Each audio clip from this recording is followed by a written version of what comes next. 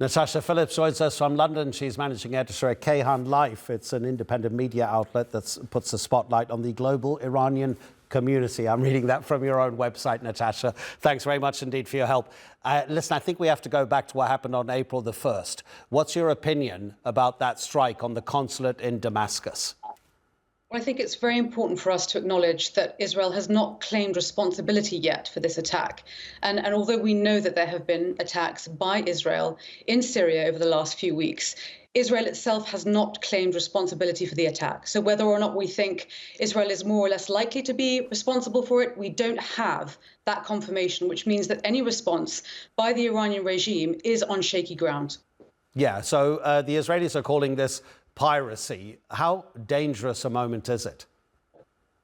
I think that Iran and Iran's regime specifically are looking to flex their muscles at this point. We've already seen a series of escalations in the last few hours. Hezbollah, which is backed by Iran's regime and considered to be an arm of the Islamic Republic, has fired several missiles at Israel. We also know that Iranian authorities, as you mentioned earlier, have seized a vessel which is part-owned by an Israeli citizen. But there may be an added level of significance to this particular seizure because it took place in the Strait of Hormuz, not too far from the UAE's shores. And we already know from past statements by Tehran that it views the growing relationship between Israel and the UAE as a direct threat to it and its actions and agenda in the region.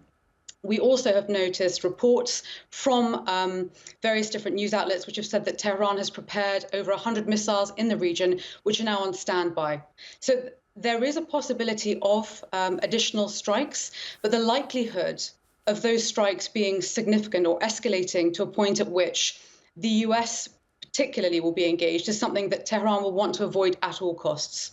What sort of calculations will be going on inside Iran about its response if these, as you mentioned, the Hezbollah rockets recently fired, the seizure of the MSC Ares is the start of it?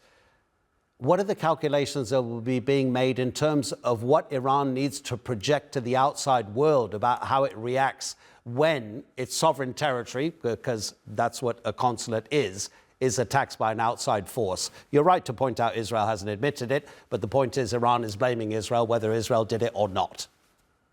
Well, blaming a country for something is very different to having proof that somebody or a state has done something. And I think we do have to reiterate that. Correct, but that may not affect Iran's response, of course. But you're right that we, as independent observers, need to do that. Yes, absolutely. So I think what Iran's regime will be weighing up in the mix is how many different strikes, and by itself directly or by its proxy militia groups, it can get away with before it engages the US and the UK directly as a direct conflict with Israel. Because as we know, the US has already said that it will support Israel if it decides to retaliate with force. So I think it will be making those calculations very carefully. It may be that the attacks that we've seen already so far, maybe the sum of what they feel is commensurate in relation to the attack, as you mentioned, on the diplomatic facility in Damascus in Syria, or we may see some further targets being hit in the next 24 to 48 hours. But it's very difficult to tell at this stage whether or not there will be more targeted attacks and who will carry those out. Yeah, OK, so let's end with an assessment of about if there were to be a serious moment of military action that hit Israeli territory. Would that be in any way in Iran's interest, considering what could come back in the other direction? In other words, can Iran resist Israeli military might?